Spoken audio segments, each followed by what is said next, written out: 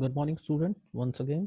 And today we'll be starting with the second unit of research methodology, that is research design. So just take a look like what all we'll be covering under this unit. Concept of research design, then what are different types of research design. Now let me tell you, there are various types of research design that you might come across certain books. But in your syllabus, you will be deeply understanding three research design processes. That is exploratory process for designing a research, then descriptive research design process, and then experimental research design process. So let's dive right in. First of all, we'll try to understand what actually is research design. It is nothing but it's just a master plan specifying each and everything regarding your research that you wanted to do. It will tell you about what are the methods, what are the procedures, how you'll be collecting data, whether it will be a primary data or a secondary data. If a primary data, then what type of questionnaire you'll be framing, where you will go in order to get the information from the respondents, and then what informations are you seeking in order to do that research. So you can say that it is a blueprint of your research study, which involves everything in description, starting from step 1 till step 7. That is, you know, uh, what type of problem you are solving of the society, then describing that problem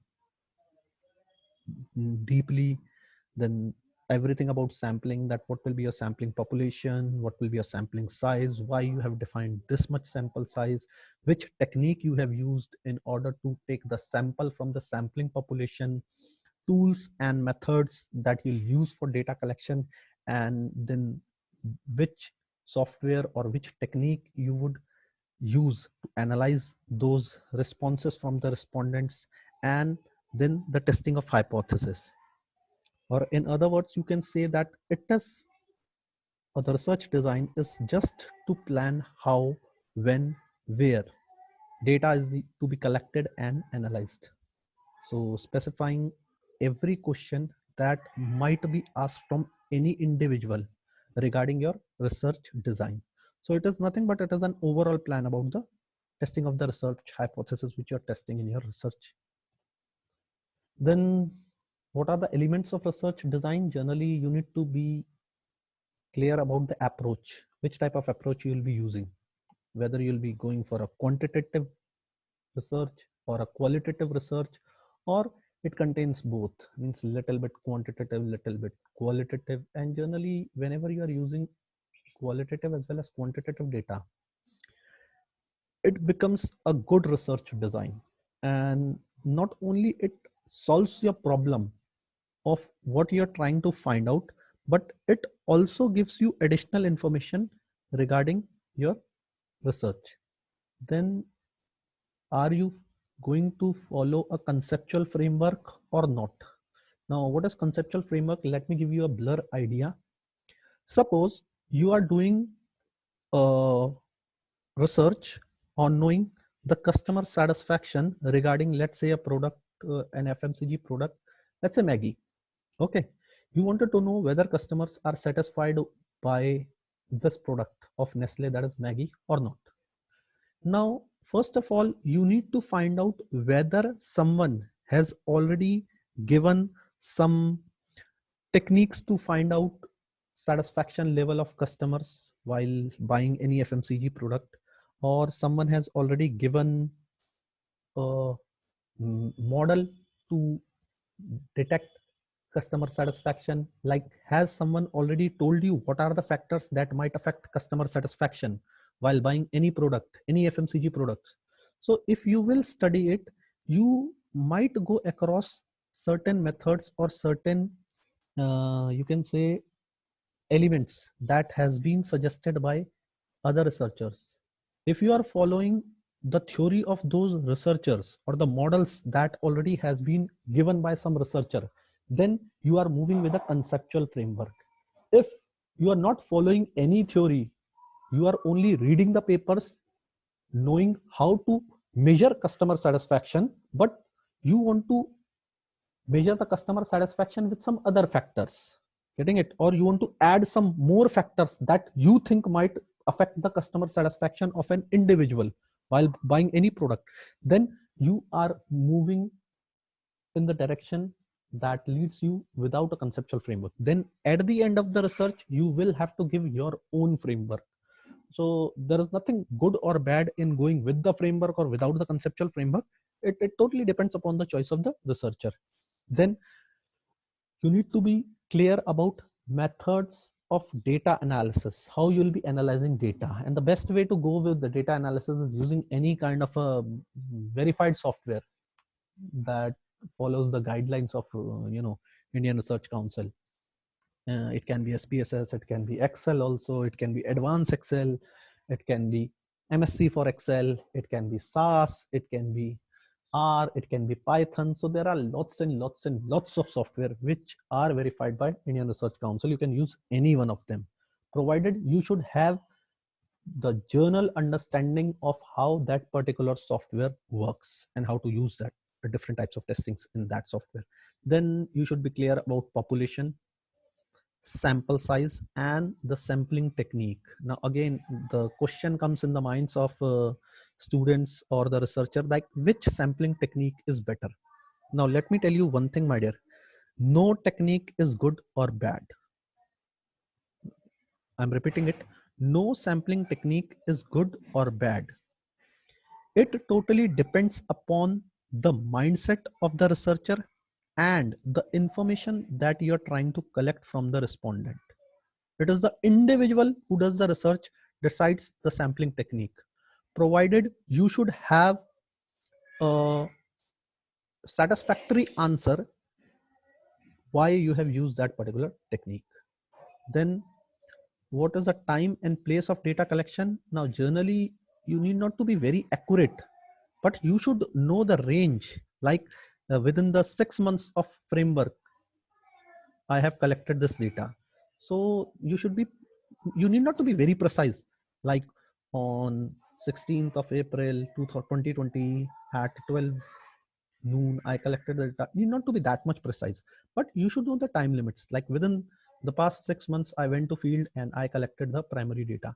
You should be that much precise, not accurately. Then tools and methods of data collection, which is very important, my dear. Now why this last element is very important, because many of the times I have seen students are applying one test without knowing two things.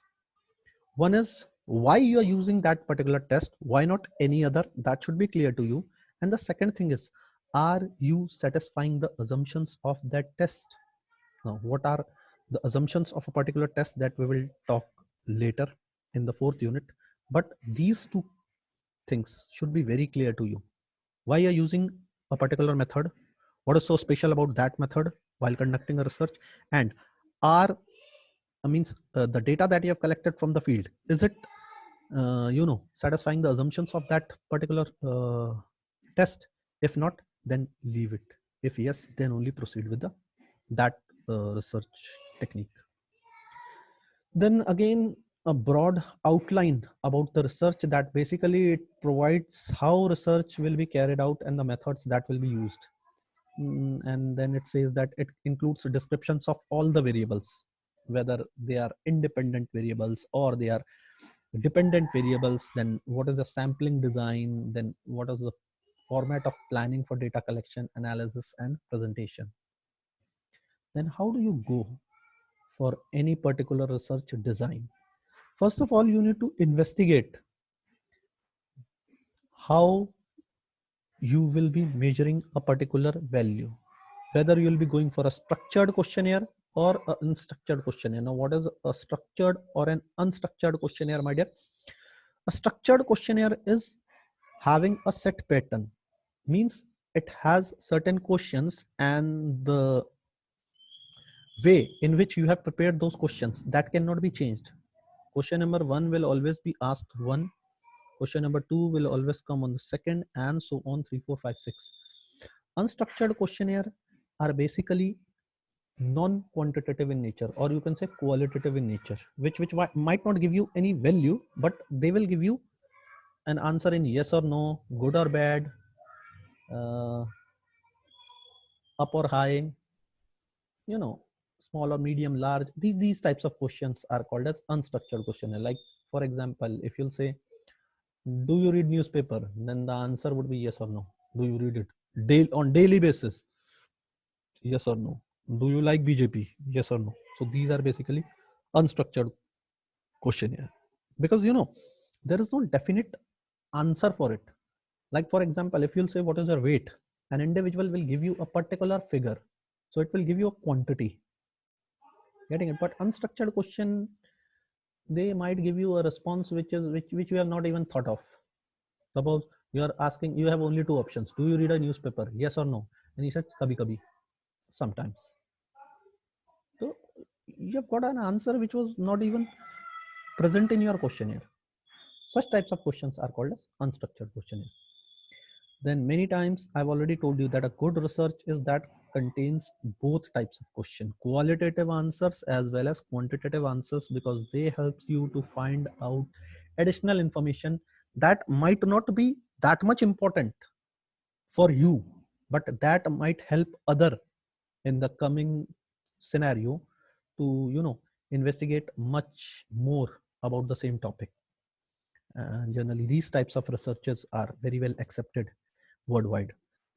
Then the approach that you're trying to select a particular research designs should be controlled. Means the variable that you're using in your questionnaire, can they be controlled? That is very much essential. Is there any control device present in your questionnaire or in your study? That is also one thing that you should need to look into. For example, my dear, you are trying to let's say investigate that what is the sale of gold within the coming scenario. Now my dear, if you will try to investigate the consumer behavior regarding gold, now right now the whole economy is facing pandemic disease, that is corona. So people would not be that much interested in going out and buying that to jewelry and all. Rather they are much more focusing on their essential needs. So there is basically a controlling device, you can say, or there is something that is controlling the behavior of the customers. Then you need to be really knowledgeable about the primary nature of the phenomena that you're conducting under study. And as I've already told you, you should be clear that whether you are using any conceptual framework or not. So let's move on to the next slide. That is population technique and sampling technique. Although you will again study unit or a topic called as sampling, and that will clearly decide what is the sample population and what types of techniques you are applying. So here I'll just give you a glimpse of sampling, that you should be aware about from where you will be drawing your sample, means who all will be the respondents, and which will be the whose responses will be used for analyzing, that which should be clear to you. For example, like in an ethnographic qualitative research design, a researcher gets the directive that the population will be specific cultural groups, and the study that will include a small sample selected through non-probability sampling technique. So this all concept will get clear when you'll study third unit. Then time and data collection, how much time you will take. It can be in number of days, months, and years. Probably years are generally when you're going for a bigger study, when you proposed a theorem or you proposed such axioms that are used at later stage. For example, if you talk about the formulations of total quality management, it took 15 years to get evolved. So these types of studies are generally high class studies. During PhD or during presenting a research proposal, you generally need not to define the time in number of years. Try to be specific with days and months. That's enough. Then location, from where you'll be collecting the data. The respondents will be belonging to which locality. That should be important to you. And then the sources of the data, from where, if you're collecting the secondary data, then what are the sources? Are those sources authentic enough, or you're just googling it and copying it down? Whether they are from some specific websites, like when I'm talking about specific website, it should be some government websites or such websites that are internationally accepted. So that should be clear to you. Then tools and techniques of data collection. This involves different tools and methods, my dear, or the testing techniques that you apply over your data. And before applying, as I've already told you, my dear, try to see whether your data, that the data that you have collected from field, is satisfying the assumptions of the test or not. That is one thing that students generally don't look for. That's why they are not these types of researches are not accepted easily. Then methods of data collection analysis. It's very easy, my dear. Use any software. I've named you n number of softwares in this video. Use any software and don't go without a formal plan, because if you have collected irrelevant data, it will become very difficult for you to analyze it. For example, generally I've seen people jotting down the names, then phone number, then income level. Means they try to take lots and lots of personal information, and later on they don't even know why they've collected this information. And this makes your questionnaire lengthy. And when the respondent is filling a lengthy questionnaire, my dear, they